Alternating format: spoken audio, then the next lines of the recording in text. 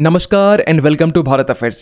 तो Rafale deal को लेकर भारत की तरफ से फ्रांस को ये फाइनल वार्निंग अब यहाँ पर दे दी गई, नो आईसीडी नो डील। क्योंकि इसके पहले सोर्स कोड को लेकर फ्रांस ने साफ साफ भारत को यहाँ पर मना कर दिया था, लेकिन जब भारत ने यहाँ पर आईसीडी की डिमांड की, मींस इंटरफेस कंट्रोल डॉक्यूमेंट की जब डिमांड की, तो इसको लेकर फ्रांस भी अब जो है ये आनाकानी कर रहा है। कहा यह भी जा रहा है कि फ्रांस के साथ जो हम लोग 114 राफेल को लेकर डील कर रहे हैं, इसको लेकर आज से 2 से 3 मंथ पहले फरवरी के टाइम में डिफेंस एक्विजिशन काउंसिल की तरफ से हरी झंडी भी दे दी गई थी। लेकिन पूरा मामला जो फिलहाल अभी पेंडिंग है, ये सोर्स कोड को लेकर पहले था, अब यहाँ पर आईसीडी को लेकर है। और इसी को लेकर भारत की तरफ से यहाँ पर रेड लाइन ड्रॉ किया गया है कि ये जो $43 बिलियन का राफेल डील है, या तो हमें आप आईसीडी दीजिए या फिर आप इस डील को कैंसिल कर सकते हैं। क्योंकि रशिया ऑलरेडी हमें सुखोई 57 को लेकर 100% टीओटी ट्रांसफर, टेक्नोलॉजी ट्रांसफर, यहाँ तक कि इंटेलेक्चुअल प्रॉपर्टी जो राइट्स है ये भी देने के लिए तैयार है। भारत में ही HAL के साथ में मिलकर को प्रोड्यूस करने के लिए भी तैयार है। सो इस वीडियो में बेसिकली हम लोग ये डिस्कस करने वाले हैं कि भारत फ्रांस के बीच में राफेल डील को लेकर क्या अपडेट निकल के आ रहा है, क्या हम लोग यहाँ पर इस डील को फाइनलाइज करने वाले हैं या फिर हम लोग सुखोई 57 के साथ में रिप्लेस करने वाले हैं। इतना ही नहीं, इसके बीच का रास्ता यहाँ पर क्या निकल सकता है, इस पर भी हम लोग इस वीडियो पर चर्चा करने वाले हैं। लेकिन बात करते हैं शुरुआत से। तो इसी साल फरवरी 2026 के टाइम में DAC की तरफ से 114 राफेल जेट को लेकर जब हरी झंडी दी गई थी, जिसमें फ्रांस ने ये कहा कि हम लोग 18 जेट जो है ये फ्लाई अवे के जरिए आपको डिलीवर करेंगे, मींस रेडीमेड फाइटर जेट जो है ये आपको डिलीवर करेंगे। और 96 फाइटर जेट जो है ये हम लोग भारत में ही HAL या फिर टाटा एडवांस सिस्टम के साथ में से हम लोग बिल्ड करने वाले हैं, जिसमें ये भी कहा गया कि 40 से 50% जो कंटेंट है वो लोकल होगा और इसे आगे बढ़ाकर 60% तक स्केलिंग किया जाएगा। अब भारत के लिए अब तक का ये सबसे बड़ा डील है, $43 बिलियन। और इसके बाद जब हमने फ्रांस के साथ में सोर्स कोड को लेकर जब डिमांड की, तो दसोल्ट एविएशन ने साफ साफ इसे देने से मना कर दिया। लेकिन जब इसके बाद में हमने आईसीडी की डिमांड की, इंटरफेस कंट्रोल डॉक्यूमेंट की जब डिमांड की, तो इसको लेकर भी दसोल्ट एविएशन जो है ये अब देने से मना कर रहा है। और इसी को लेकर भारत की तरफ से रेड लाइन यहाँ पर ड्रॉ कर दिया गया, या तो आप हमें आईसीडी दीजिए या फिर इस डील से भारत बाहर निकल सकता है। क्योंकि इसके पहले भी 2016 के टाइम में राफेल के साथ में हमने 36 फाइटर जेट को लेकर डील किया था। उस टाइम भी राफेल की तरफ से भारत को लिमिटेड टेक्नोलॉजी यहाँ पर दी गई थी। लेकिन 2016 के भारत और आज का 2026 का भारत ये काफी अलग है। उस टाइम हम लोग एक बायर हुआ करते थे, लेकिन आज के टाइम में भारत जो है एक सिस्टम इंटीग्रेटेड नेशन है, जो ओनली फाइटर जेट को बाय नहीं कर रहा है। हम लोग यहाँ पर टीओटी की डिमांड कर रहे हैं, इंटेलेक्चुअल प्रॉपर्टी राइट्स की भी डिमांड कर रहे हैं। तो जिस आईसीडी की डिमांड हम लोग कर रहे हैं, एक्चुअली ये कंप्लीट सोर्स कोड नहीं है।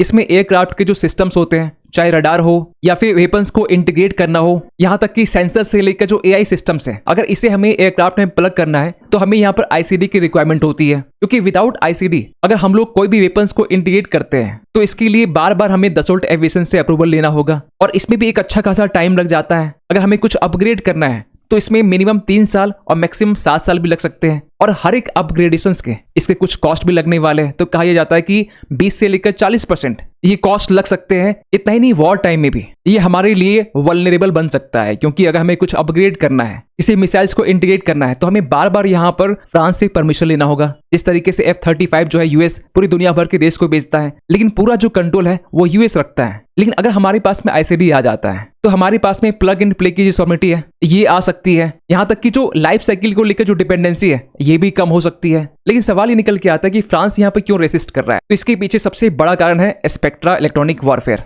जिसे self protection equipment to counter threats for Rafale aircraft भी कहते हैं, जो कि एक advance integrated electronic warfare suite है, जिसे डिजाइन किया गया है दसोल्ट राफेल के लिए, जो 360 डिग्री सिचुएशनल अवेयरनेस के साथ साथ जो डिटेक्शन है, आइडेंटिफिकेशन है, इलेक्ट्रोमैग्नेटिक लेजर के जो लोकलाइजेशन है, इवन की इंफ्रारेड थ्रेड्स है, इन सबको यहाँ पर जो स्पेक्ट्रा इलेक्ट्रॉनिक वॉरफेयर है ये प्रोवाइड करता है। तो यहाँ पर फ्रांस का ये कहना है कि यहाँ पर स्पेक्ट्रा को लेकर इशू आ सकता है, आईसीडी एक्सपोजर के जो रिस्क है ये भी यहाँ पर बढ़ सकते हैं। यहाँ तक कि फ्रांस का ये भी कहना है कि अगर हम लोग आपको आईसीडी दे देते हैं और इसमें अगर आप लोग ब्रह्मोस को इंटीग्रेट करेंगे, जिसे रशिया और भारत दोनों ने मिलकर इसे बनाया है, तो फ्रांस को यहाँ पर इस बात का डर है कि इसे रिवर्स इंजीनियरिंग ना कर ले। यहाँ तक कि सिग्नल इंटेलिजेंस लीकेज का भी डर यहाँ पर फ्रांस को है। और फ्रांस का ये भी कहना है कि अगर हम लोग भारत को आईसीडी एक्सेस दे देते हैं तो बाकी जो देश है ना, चाहे इजिप्ट हो, UAE हो या फिर इंडोनेशिया हो, जिसे फ्रांस अपने फाइटर जेट्स को बेचता है, तो ये भी जो देश है ये आईसीडी की यहाँ पर डिमांड करेंगे। तो एक प्रेसिडेंट का भी प्रॉब्लम यहाँ पर है। अब सवाल ये निकल के आता है कि अगर फ्रांस आईसीडी नहीं देता है तो हमारे पास में ऑप्शंस क्या है। तो रशिया ने ऑलरेडी हमें सुखोई 57 को लेकर 100% टीओटी ट्रांसफर के साथ साथ जो आईपी राइट्स है, यहाँ तक कि जो को प्रोडक्शन है, इसको लेकर नासिक फैसिलिटी में करने की बात की जा रही है। इन सबको लेकर यहाँ पर ऑफर किया गया है। और आज से 2 से 3 वीक पहले रशिया ने 100 सुखोई 57 को लेकर भारत को यहाँ पर ऑफर किया था। और आज का जो सुखोई 57 है, ये 2018, 19, 20 के टाइम से काफी एडवांस है, क्योंकि पहले स्टेल्थ को लेकर काफी इशू थे।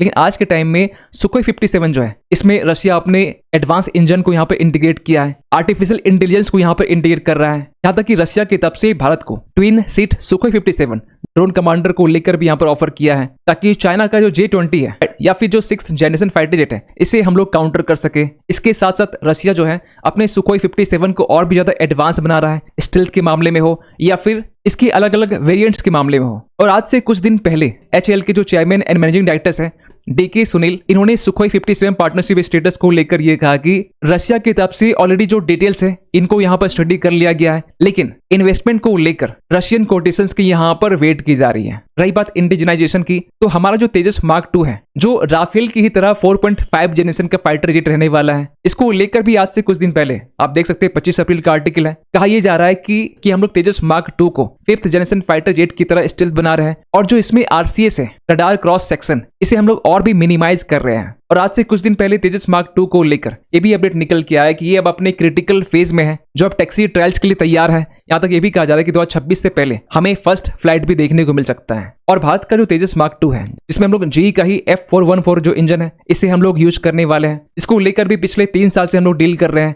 जहां पर यूएस ने यह कहा कि हम लोग 80% TOT ट्रांसफर करने वाले हैं, भारत के साथ मिलकर यहां पर को प्रोड्यूस भी करने वाले हैं। और इस बीच में यह भी अपडेट सुनने को मिला कि तेजस मार्क 2 जेट के लिए जो इंजन है, क्या हम लोग फ्रांस के साफरान के साथ में बात कर रहे हैं। तो इसको लेकर HAL के जो चीफ है, इन्होंने ये कहा कि GE के साथ जो हमारा नेगोशिएशंस है, ये ऑलरेडी एडवांस स्टेज में है। और इन्होंने ये भी कहा कि we are moving at a good pace. और जो टैरिफ को लेकर जो इशू चल रहा था यूएस के साथ में, इसका कोई भी इम्पैक्ट हमें देखने को नहीं मिलेगा तेजस मार्क 2 इंजन के लिए। रही बात स्वदेशी इंजन को लेकर, तो इसको लेकर पिछले साल ही गौदेश की तरफ से ये कहा गया कि हम लोग अपनी तेजस मार्क 2 फाइटर जेट के लिए और आमगा के लिए 90 किलो न्यूटन का जो इंजन है, यहाँ हम लोग फोकस करने वाले हैं। लेकिन सबसे बड़ा सवाल निकल के आता है कि फ्रांस के साथ में हमारे रिलेशन काफी अच्छे हैं, या फिर चाहे डिफेंस सेक्टर्स में हो या फिर अदर सेक्टर्स में हो, तो क्या ICD ना मिलने पर यह डील कैंसिल हो सकता है या फिर इसका कोई बीच का रास्ता निकल सकता है।